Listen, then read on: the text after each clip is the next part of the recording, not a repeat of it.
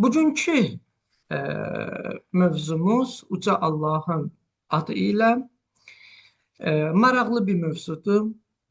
E, Burada artıq əlaqələrdən danışırıq.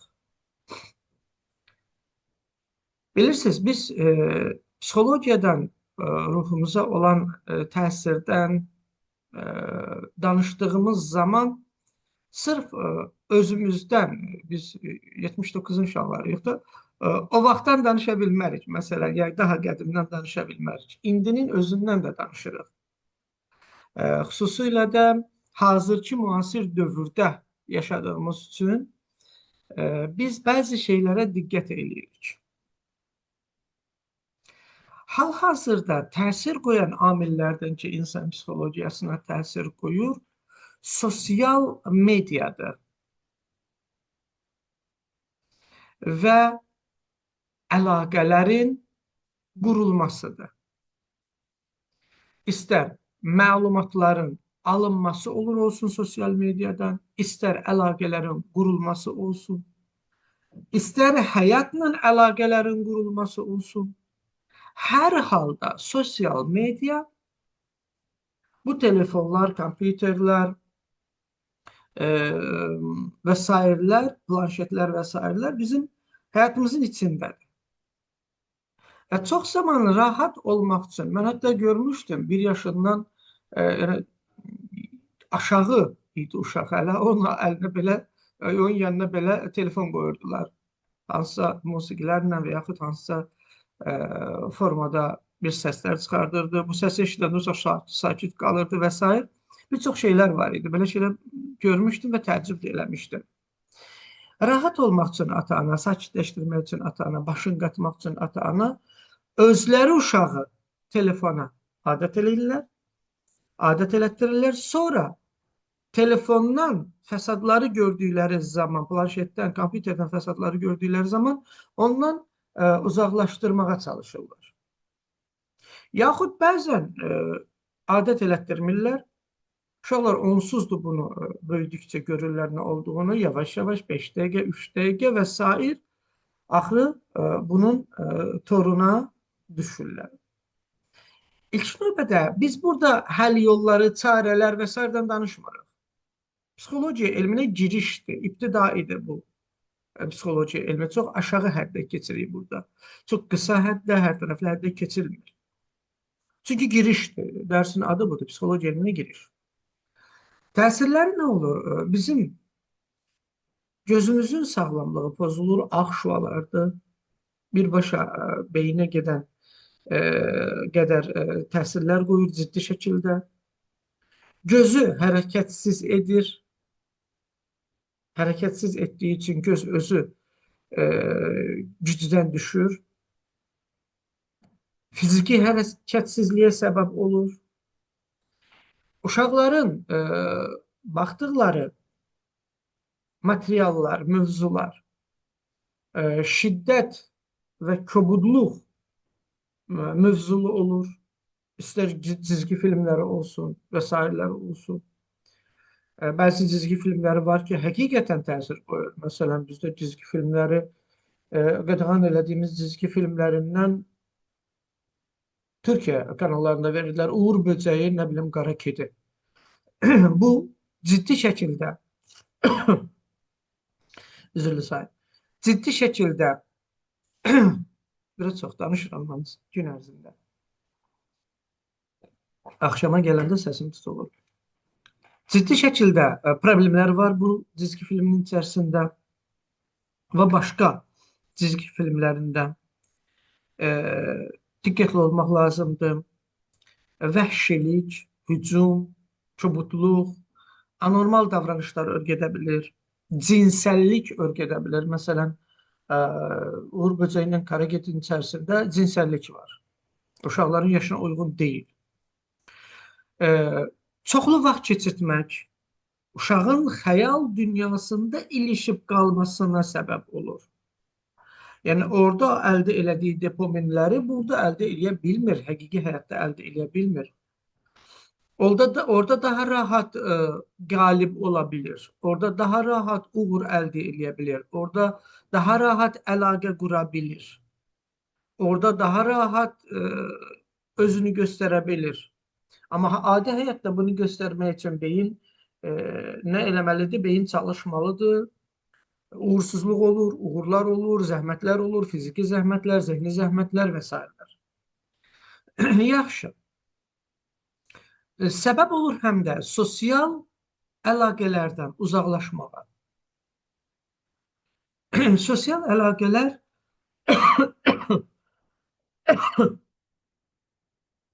sosial əlaqələr bir bacarıqdır. Hal-hazırda elə bir vəziyyət yaradıb ki, o bacarığı qazanmadan məhrum olur insanlar. İnsan sosial əlaqələr yaratdığı zaman orada da təhlükə görə bilir. Orada da yanlış nümunələr görə bilir. Amma maraqlı budur ki, burada gördüyü yanlış nümunələr cizgi filmlərində, oyunlarda olan yanlış nümunələrdən fərqlidir. Burada dərk və idrac var. Burada nəticələr var. Burada həqiqi həyatdır. Duyğular var. Burada sabahları həyatda dalaşdığın oğlanla, qızla yenidən üz-üzə gələcəksən. Və burada həqiqi olduğunu bilərək yaşamağı öyrənirsən. Orada isə yox. Orada hər şey çox bəsit, sadə və nəticəsini dərk eləyə bilmədiyin qədərdir. Məsələ budur. Buna görə də telefonun, sosial medianın bizə öyrətdikləri sadəcə olaraq yanlış, demirəm yanlış şeylərdir, amma sadəcə olaraq bizi yanlış yönləndirir. Yəni əlaqələrimiz yanlış olur, düşüncə tərzimiz yanlış olur, vaxtından əvvəl bəzi şeyləri öyrənmiş oluruq. Məsələn, cinsəllik uşaqlara niyə olmaz?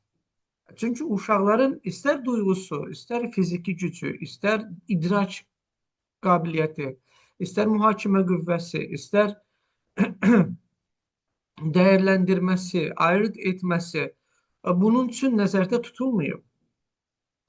Sosial mediada gördükləri cinsəlliklər ki, görməməlidirlər. Onların yaxud sosial mediada gördüyü şiddətlər, gördüyü bəzi şeylər ki, görməməlidirlər. Adi həyatda kobudluqlar və s. Və həyat çətinlikləri ki, bu qədər görməməlidir, bu qədər anlamamalıdırlar. Onlar hüzurla böyüməlidirlər və yavaş-yavaş həyatı öyrənməlidirlər və çıxış yollarını yavaş-yavaş öyrənməlidirlər. Birdən yüklənirlər və yaşına uyğun olmur onların gördükləri. Bunlarda yersiz depressiyaların yaranmasına, bədbinliklərin yaranmasına, öyrənilmiş çarəsizliyin yaranmasına ki, bir növü, öyrənilmiş şiddətin yaranmasına, aynalama effekti ilə, yaxud acizliyin yaranmasına cinsəllik məsələlərində, vaxtından əvvəl bilməməli şeyi bildiyi üçün vaxtından əvvəl indi çox yayılıb, çox tezləşmiş həddi buluğun, cinsi həddi buluğun yaranmasına səbəb olur. Axı, uşaq uşaqdır, o öyrənməlidir. Öz uşaq həddindəki gücləri, öz uşaq həddindəki problemləri, öz uşaq həddindəki problemləri, gücləri öyrənmədiyi zaman, öz uşaq həddindəki həyatı qavramadığı zaman, bilirsinizmi nə olacaq? Öhdəsindən gələ bilmədiyini gördüyü zaman, özünü aciz gördüyü zaman, olan qalan bacarıqlarını da itirəcək. Uşaq bacarıqları ilə inkişaf eləməlidir. Yəni, uşaq uşaqlıqda oynamalıdır, oradakı bacarıqla özün güclü bilməlidir. Əlifbanı oxumalıdır, b, a, ba, ba. topu tut. Baba topu tuttu. Aferin sənə, bu bunun uğurudur. Uşağın uğurudur. Amma valideyn uşağı yüklədikdə evdə, yaxud uşaq sosial medialardan bəzi şeyləri gördükdə və rahat şəkildə indi dərk edirlər, ona çata bilmədikdə, çata bilməyəcəyini anladıqda çox tez məyus olur. Çox tez məyus olur və bilirsiniz ki, uşaqlar da böyüklərə özənirlər, böyüklərə özlərini oxşatmaq istəyirlər və bu məsələlərə diqqət eləmək lazım. Çox dərinliklərini getmək istəmirəm. Sosial mediada bizim sağlamlığımıza hal-hazırda uşaqlarımız uşaqlıqdan başlayaraq belə təsir qoyur. Bizim özümüzə təsir qoyur, o ki qalmışdı, uşaqlarımıza təsir qoymuş olsun. Ailənin rəftarı bizə necə olur? Mən bir dəqiqəlik zapsı saxlayım.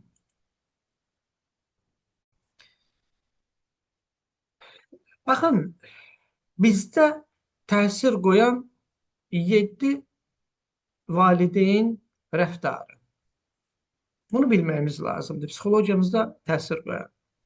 Biri, avtoritet valideyn tərbiyəsidir, rəftarıdır. İkinci, laqeyd valideyn tərbiyəsidir, rəftarıdır. Üçüncü, mükəmməliyyətçi valideyn tərbiyəsi, rəftarıdır. Dördüncü, nataraz valideyndir. Beşinci, ifrat azadlıq verən valideyndir. Altıncı, ifrat kontrol eləyən valideyndir. Yedinci də demokratik valideyndir. Bu 7 dənənin ilk saydığım 6-sı yanlışdır. 7-incisi demokratik valideyn tərbiyəsi, tutumu, kontrolu, idarəsi doğrudur. Diqqət eləyin ki, avtoritet valideynlər, başlayaq birdən. Avtoritet valideynlər hansı xüsusiyyətlərə malikdir? İfrat kontrol edirlər, idarə edirlər, hər şey. Uşağın ümumiyyətlə uşaqlıq dönəmini, inkişaf vaxtını, zamanını, ehtiyaclarını diqqətə almırlar. Uşaqdır, həyəcanlıdır, deyir, gülür, tullanır, oynayır, səhvlər eləyə bilər və s. Uşaqdan onun istədiyi kimi davranmasını tələb eləyirlər ciddi şəkildə. Qanunlar çox ifrat şəklindədir. Qanunlar anlatılmaqdan daha çox itaət olunmasına yönəlikdir, mütiliyə yönəlikdir. Buna görə də ailədə uşaq valideyn istədiyi kimi davranmadıqda cəzalandırılır, istər şiddətlə cəzalandırılsın, yəni fiziki şiddət göstərilsin, yaxud kobudluq göstərilsin, yaxud psixoloji kobudluq göstərilsin. Bəzən bu psixoloji təcavüzə qədər gedib çıxır. Bilirsiniz, psixoloji təcavüz nədir? Bir insanın mənliyini alçatmaq, şəxsiyyətini alçatmaq, zorakılıq eləmək, bu psixoloji təcavüzdür. Sadəcə olaraq gözlə görülən fiziki addımları yoxdur deyə insanlar bunu rahat eləyə bilirlər bir-birlərinə. Yaxşı.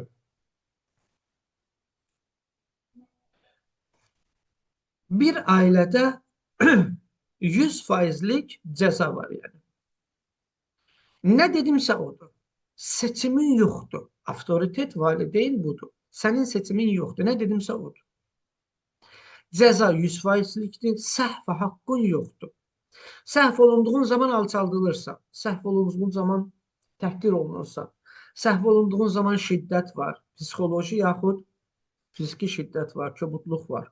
Qorxu və güc hakimdir. Bəzi ailələrdə görərsiniz, deyir, ata gəlsin evə gör baş oyun oynayacaq. Ya, anaya deyəcəm, ana gəlsin gör nə olacaq, məsələn. Qorxu güc hakimdir. Sırf qorxu güc hakimdir. Burada izah yoxdur, burada Anlatma yoxdur, burada başa salma yoxdur, burada səbir yoxdur. Burada sadəcə olaraq qanun var. Qanun budur, belə də olmalıdır. Vəssalam. Eləməsən baxalım. Nə baş verir? Asıllı uşaqlar yaranır. Yəni bir insanın psixologiyasında asıllılıq yaranır. Bağıl kiməsə bağlılıq yaranır. Sosial əlaqələri anormal olur. Emosional yoxsulluq yaranır. Mütilik yaranır.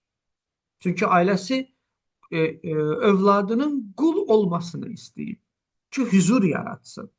Ailə istəyib ki, uşaq qul olsun ki, hüzur yaratsın.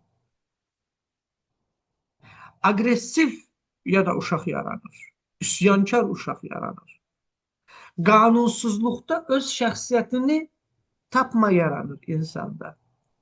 Yəni, çünki davamlı olaraq qanun olub evdə, mütilik tələb olunub.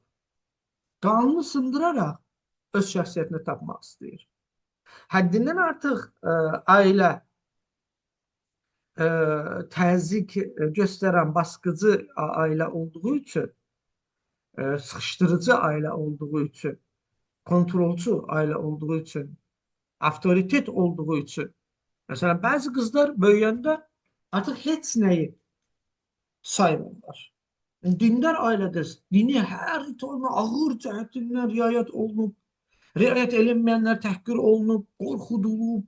İstər Allahla qorxudular, istər başqa şeylərlə qorxudular, ciddi şəkildə.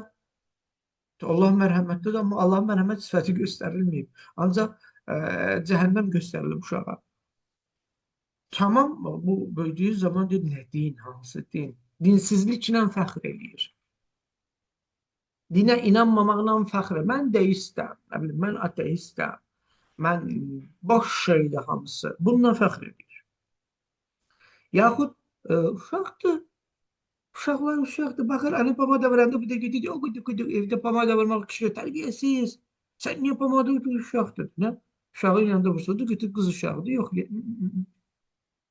yavaş-yavaş böyüyəcək, başa salacaqsa ki, bu nədir, necədir, harada, kimin yanında, hansı miqdarda, necə istifadə olunur və s. O uşaqda travma qalır. Böyüyür, artıq səndən asılı deyil, yapışdırıb, dodağı şişirdib, eləyib bu boyda, qızardıb da bu boyda. Gülməli də görünür, amma deyir, belə lazımdır. Acığa. Sən geyiminə təzyiq göstərirsən, üsyankar uşaq olur. Bilə-bilə geyimini açıq-saçıq təşhir edici, yəni həyəcanlandırıcı, şəhvətləndirici şəkildə geyinir. Yaxud böyüyür, cəzalandırıcı uşaq olur. Daim nigarandır, daim tikan üstədir, OKB olub, artıq obsessiv-kompulsiv bozuqluq yaranır. Öz dəyəri, yaxud öz inamı yoxdur. Yaxud Stockholm sindromuna tutulub uşaq. Yaxud duyğuları bastıran bir uşaq olub daxildə. Bu uşaq olub, böyüyəndə tam şəkildə bu xüsusiyyətlərin içində. Baxırsan, uşaq maddi cəhətdən asılı, duyğu cəhətdən asılı və s. bir şəxsiyyətə çevrilir. Stockholm sindromunu burada izah eləmirəm, özünüz vurub internetdən baxarsınız nə deməkdir. Baxın, bəzilərini valideynləri döyüb, valideynləri sözlə alçaldıblar. Uşaq vaxtı. Sonra öz vicdanlarını sakitləşdirmək üçün onu günahkar çıxardıblar. Deyiblər, sən bu səhvi elədin, ona görə mən səni döydüm. Yaxud səni sözlə alçatdım. Yəni, səni başqası ilə müqayisə elədim. Aman deyə, uşaqlarınızı müqayisə eləməyin heç kimlə. Səni başqası ilə müqayisə elədim. Müqayisə eləmək, yəni alçatmaq. Eyni şeydir, dəyərsizləşdirmək. Onu həvəsləndirmək demək deyil, onu sındırmaq deməkdir. Şəxsiyyətini təhqir eləmək deməkdir. Lazımsız olduğunu ona göstərmək deməkdir. Güzgü tutub sən busan deməkdir. Tamam, valideynlər döyüb sözlə alçaldıblar uşaqları, bilirlər ki, düz eləmədim. Sonra öz vicdanını sakitləşdirmək üçün onu günahkar çıxardırlar. Uşağın səhv eləmək haqqını görməzdən gəlirlər. O uşaq da o səhv eləyə bilər. Sən səbirli olmalısan. 100 dəfə, hə 100 dəfə. 1000 dəfə, hə 1000 dəfə. Səbirli olmalısan, hər dəfə başa salmalısan, yönləndirməlisən. O uşaq da o həyəcanla rəftar eləyir, ağılına rəftar eləmir ki. Və ondan üzr istəməsini gözləyirsən. Sən döymüsən, sən sözlə alçatmısan, sonra onu günahkar çıxardırsan, sonra desən sən üzr istə. Sən yaltaqla. Yoxsa saymırsan, diqqət eləmirsən, küsürsən, pisləyirsən, məhrum eləyirsən, cəzalandırırsan. Bu uşağın şəxsiyyəti qaldı? Yox. Uşaqdır. Deməli deyir, mənim səhv eləmək haqqım, hüququm yoxdur. Mən hər zaman daim döyməyə layiq insanam, alçaldılmağa layiq insanam. Uşağa etiraz haqqı vermir vəriz valideynlər. Uşaq etiraz edir, deyir, tamam da mən elədim, sənin haqqın yoxdur mənə döyəsən, sən pissən, məni döydün. Aha, sən mənə dedin pissən, sən böyüyü hörmətsizlik elədin, sən nankorsan. İkinci dəfə sındırırlar. Yəni uşaq deyir ki, kiminsə gücü varsa mənə hörmətsizlik eləyə bilər. Məni sındıra bilər, məni alçalda bilər, məni təhqir eləyə bilər. Mənim səhv eləməyə haqqım yoxdur. Baxın, uşağı duyğularını incitmədən başa salırıq. Uşağı tərk edilmə qorxusu ilə böyütmürük. Çıxıb gedəcəm, atıb gedəcəm səni. Ana gedərə, ata gedərə.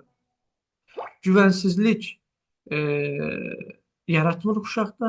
Sui-istifadə qorxusu yaratmırıq. Bu qorxu ilə böyüyən qız ya oğlan gələcəkdə necə evlənəcək? Necə əlaqə saxlayacaq başqaları ilə? Qüsurlu hiss elətdirmirik. Sosial təcrid yaratmırıq uşaqda. Bunlar hamısı özü bir ayrı-ayrı məsələlərdir, mövzulardır. Mən bunların üstündən keçirəm sadəcə olaraq. Yadınızda saxlayın. İmam Hüseyin əleyhissalam Zümrüd bacı, xahiş edirəm, adları həmişə göndərirsiniz də, bu dəfə də xüsusilə yadınızdan çıxmasın iştirakçıları. İmam Hüseyin əleyhissalam Peyğəmbərimizin qucağındaydı. Mən demişəm bunu, deməmişəm ki, təkrar olsun. Qarşıdan da İmam Hüseyin əleyhissalamın növbəti gəlir. Qucağındaydı. Oturmuşdu, oynayırdı, İmam Hüseyini danışırdı və s. Xahiş edirəm, nömrə ilə adını yazanda 623 96 06 73 yaxud öz adı ilə daxil olmayanda dərsə, öz adını da burada çatda yazsın ki, bacımız adı ilə qeyd eləsin. Bilək ki, kimlər dəstə olublar. Bəziləri oğlun adı ilə girib, və sair məsələlərlə girib. Diqqətimiz olsun, tam ad familiya şəklində. Kimlərdə ki, yoxdur. İmam Hüseyin əleyhissalam bildiyiniz kimi uşaqdır da, həm yuxarıdan, həm aşağıdan Peyğəmbərin üstünü buladı. Yəni, elə bir vəziyyətdə buladı ki, buracan tökülürdü, yəni, buracan gəlirdi. Ümmü Sələmə sürətlə gəldi, götürdü əlindən Peyğəmbərin qucağından. Peyğəmbər, dedi, neyinirsən? Dedi, batırıraq, dedi, tamam. Bu batırdıqlarını mən yuvacam, təmizlənəcək. Amma sənin elədiyin ki, onun duyğularını incitdi, onu heç nəyə təmizləmək olmur, çətin məsələdir. Gətir uşağı bura.